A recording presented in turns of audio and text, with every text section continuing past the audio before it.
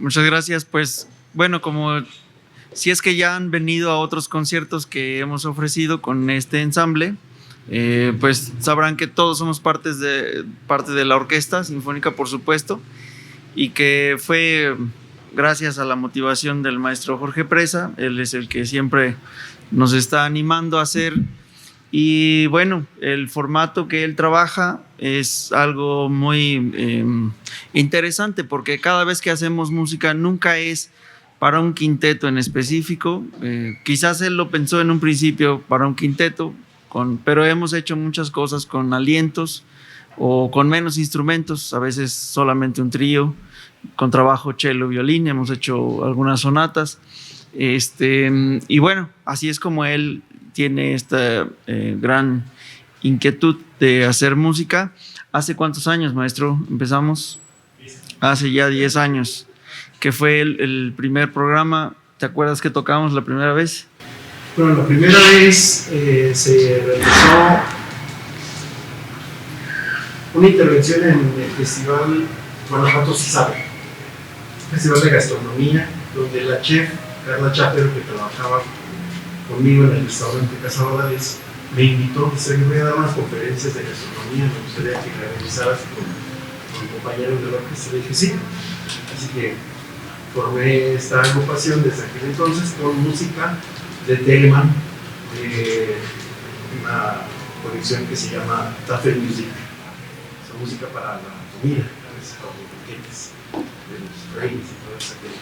Entonces empezamos con música barroca y luego metimos un poco de Gertrude Juanes, y poquito después de eso, ya entonces con Héctor, Carlos Jorge Mariola, Jessica Mercado en el otro violín, y Luis Barajas en el violonchelo, como siempre, empezamos ya a hacer otros programas. Incluso cuando estuvo aquí la esposa de Roberto Bertrán, Jara, ella también formó parte de nuestra agrupación, haciendo precisamente dotaciones más pequeñas, ¿no? Donde era violín, viola y con trabajo, o violín, viola y violonchelo, así. Así es.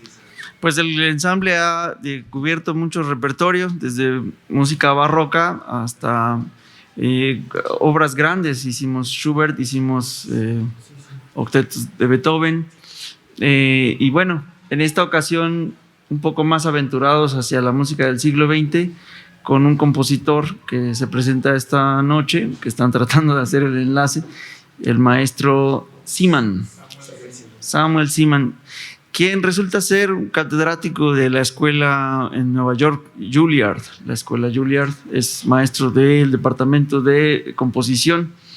Y bueno, da la casualidad que el maestro Presa en algún momento estuvo estudiando en esa prestigiosa escuela, y ahí se hicieron compadres y amigos, y no sé en cuántas cosas participaron.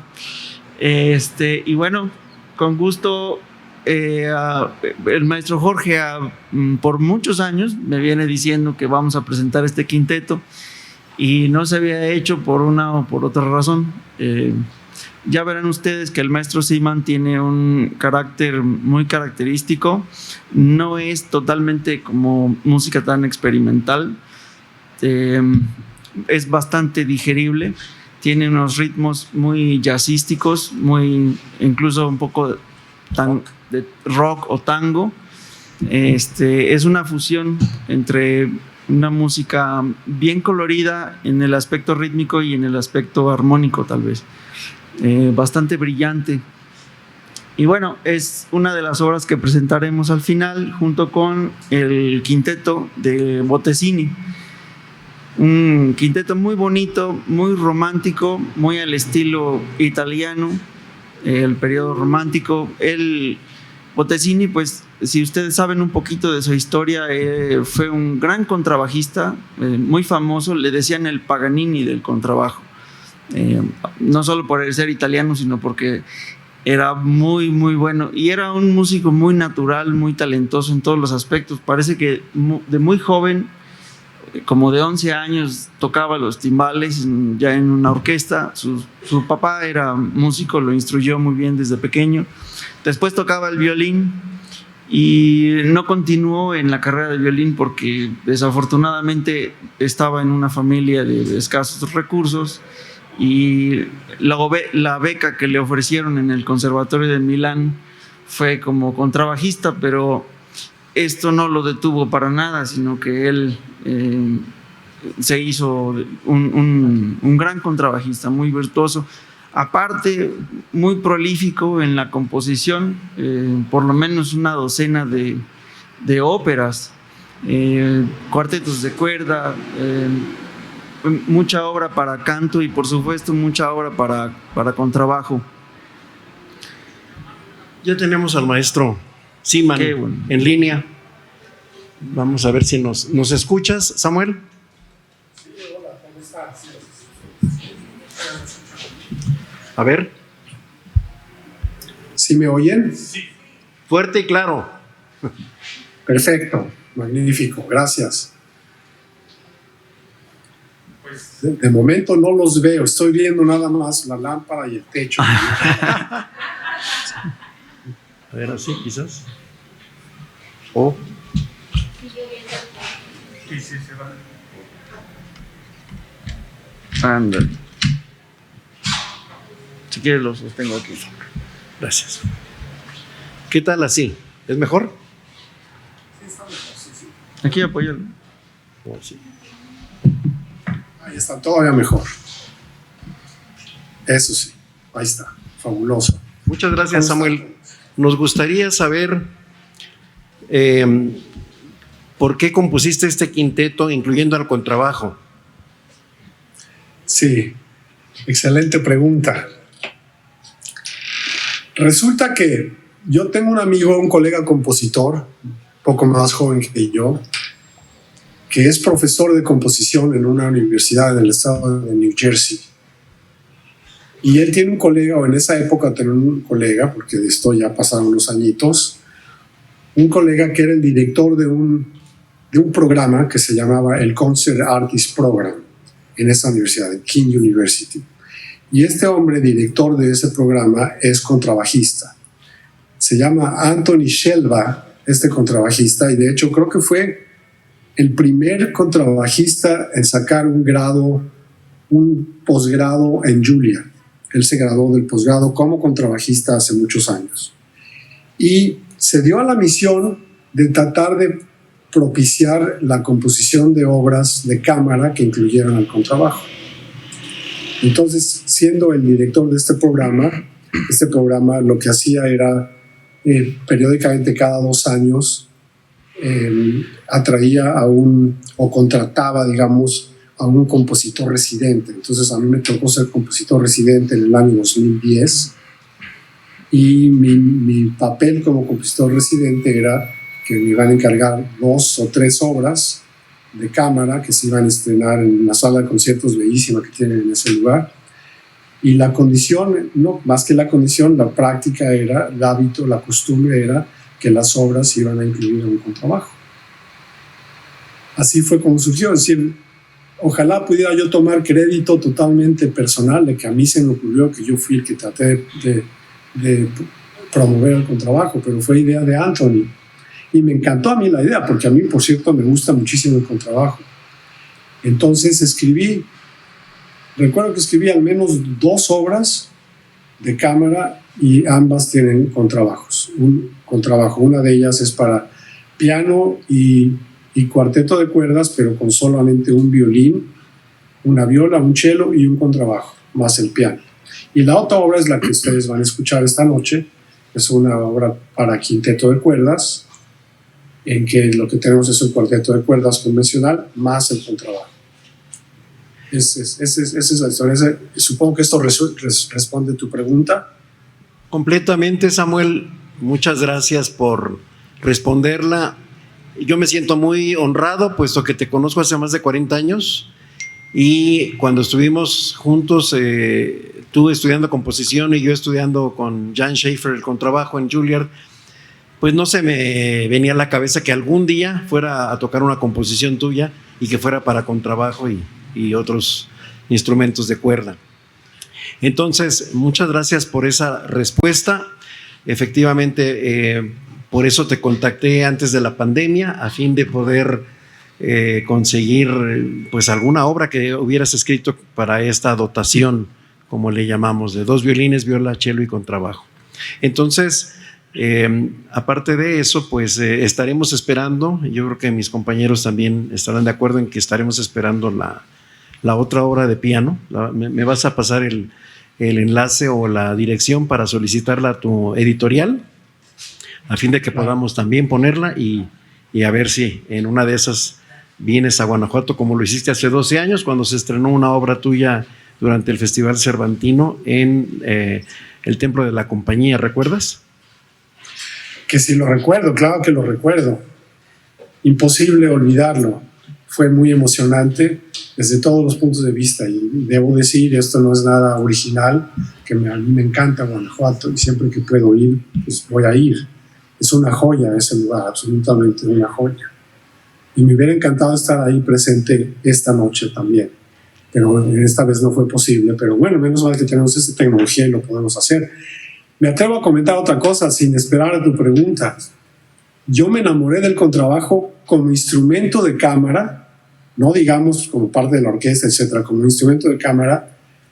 Desde hace muchísimos años me invitaron a ir a un festival, un curso festival de música de cámara en los Estados Unidos, en el estado de Vermont, cuando yo era joven, antes de Juilliard y todo eso, en que allí fue cuando descubrí una obra maravillosa de Schubert que se llama el Quinteto La Trucha de Schubert, que estoy seguro que tú, Jorge, has tocado quizá muchísimas veces. Tienes razón, sí. Sí, y bueno, ese es un ejemplo maravilloso de lo que hace el contrabajo cuando se incorpora a un grupo de cámara, porque esa obra lo que tiene es piano, si recuerdo bien, cuarteto de cuerdas y contrabajo. Y el contrabajo hace toda la diferencia, le da una dimensión de profundidad y de expansión y de poder expresivo que no tienes en ausencia del contrabajo. Yo creo que el público en general tiene que tratar de desarrollar más apreciación por el poder, como lo digo en las mismas notas del programa, el poder expresivo y musical en general que tiene el contrabajo. Es un instrumento muy versátil que hace muchísimas cosas, pero que le da, para ser muy literales, le da una profundidad a la música que se escucha. El momento en que entra el contrabajo sientes que estás completo, que tienes el rango completo. Mientras no está el contrabajo, falta algo. Y me acuerdo también mucho, perdón que esté hablando tanto, me acuerdo mucho también del profesor de composición en la escuela Juilliard, el compositor David Diamond, que me decía: tienes que usar los contrabajos en tu música para orquesta de una manera muy inteligente. No debes tener a los contrabajos tocando todo el tiempo, sino tienes que usarlos en momentos especiales. La música va transcurriendo, digamos, un cierto tiempo sin contrabajos, y de repente entran los contrabajos y en ese momento es como si hubieran prendido la luz, es como si hubieran crecido todo, como si hubieran añadido una dimensión nueva, lo cual es un efecto que se pierde si están tocando los contrabajos todo el tiempo en la orquesta. Y en esta obra de cámara hice yo algo parecido. Por supuesto, le pongo la luz principal al contrabajo, pero eso no quiere decir que va a tocar el 100% del tiempo, porque hay que apreciar el momento en que entra el contrabajo, se da uno cuenta de su presencia, más que si el oído se acostumbra a que estaba tocando ahí continuamente. Pero en fin, Jorge, te dejo que tú me hagas las preguntas, o la gente del público, o como quieran, porque les tengo mucho la tendencia a hablar demasiado, así que estoy pendientísimo de lo que ustedes me quieran comentar. Muchas gracias, Samuel. Sí, si alguien en el auditorio quiere hacer alguna pregunta, comentario al maestro Siman, por favor.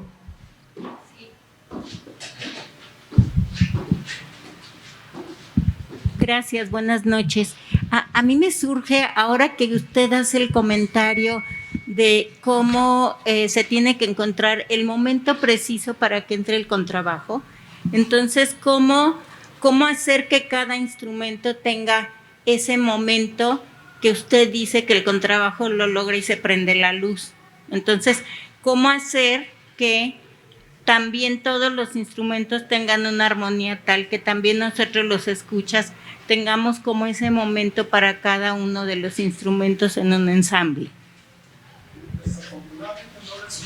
Bien, ¿podría alguien repetir la pregunta? Jorge, ¿tú puedes repetirme la pregunta? En parte es por la conexión, en parte porque ya no oigo yo muy bien, tengo algo de pérdida auditiva. Sí. Esa es más bien la conexión, sí.